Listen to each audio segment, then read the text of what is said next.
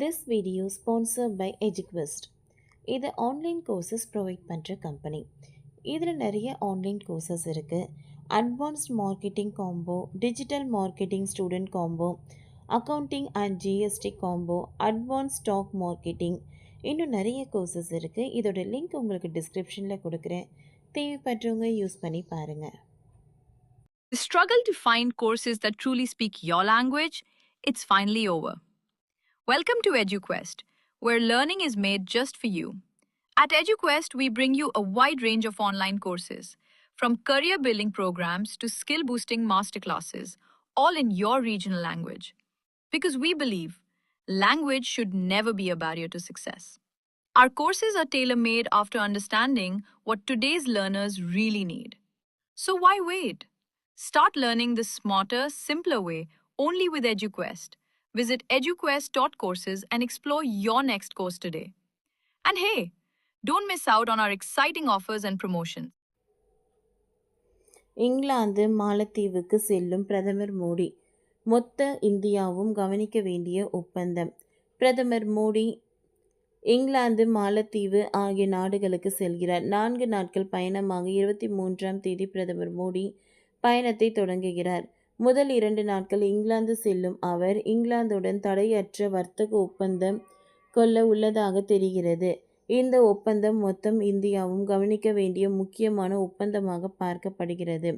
நாடாளுமன்ற மழைக்கால கூட்டத்தொடர் இன்று தொடங்கும் நிலையில் நாடாளுமன்றத்தின் பல்வேறு பிரச்சினைகளை குறித்து விவாதிக்கப்பட உள்ளது.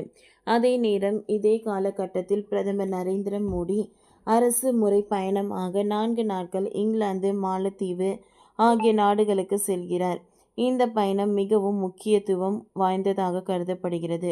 முதலில் 23 மற்றும் 24ஆம் தேதிகளில் இங்கிலாந்து செல்லும் பிரதமர் மோடி அங்கு என்ன திட்டத்தை செயல்படுத்தப் போகிறார் என்பது குறித்த தகவல் வெளியாகி உள்ளது. பிரதமர் மோடி பிரதானமான பின்னர் செல்லும் 4வது முறையாக இங்கிலாந்து செல்கிறார். இங்கிலாந்து பிரதமர் கெயர் ஸ்டார்மருடன் பல்வேறு பிரச்சினைகளை குறித்து விரிவான பேச்சுவார்த்தை நடத்த உள்ளார். குறிப்பாக இருதரப்பு உறவுகள் மட்டுமின்றி பிராந்திய சர்வதேச முக்கியத்துவம் வாய்ந்த பிரச்சினைகள் குறித்தும் இருவரின் பேச்சுவார்த்தைகள் வர்த்தகம், பொருளாதாரம், தொழில்நுட்பம், புத்தாக்கம், பாதுகாப்பு, பருவநிலை, சுகாதாரம், கல்வி, மக்களிடையேயான உறவுகள் ஆகியவை பற்றியும் விவாதிக்க உள்ளார். அதேபோல் இந்த பயணத்தின் முக்கிய அம்சமாக இந்தியா முதல் இங்கிலாந்து தடையற்ற வர்த்தக ஒப்பந்தம் கையெழுத்தாகும் என்று குறிப்பிடப்படுகிறது. இரு நாடுகளும் 3 ஆண்டுகளாக பேச்சுவார்த்தை நடத்தியதன் இறுதி ஒப்பந்தத்தில் கையெழுத்திட உள்ளதாக டெல்லி வட்டாரங்கள் சொல்கின்றன. இந்த ஒப்பந்தம் கையெழுத்தானால் இங்கிலாந்துக்கு 99% இந்தியா ஏற்றுமதி பொருட்களுக்கு வரி இருக்காது. இங்கிலாந்து நிறுவனத்தின் விஸ்கி, கார் மற்றும் இதர பொருட்கள் இந்தியாவுக்கு எளிதாக ஏற்றுமதி செய்யும் என்கிறார்கள். இந்த பயணத்தின் போது இங்கிலாந்து மன்னர் 3ஆம் சார்லஸையும் பிரதமர் மோடி சந்திக்கிறார்.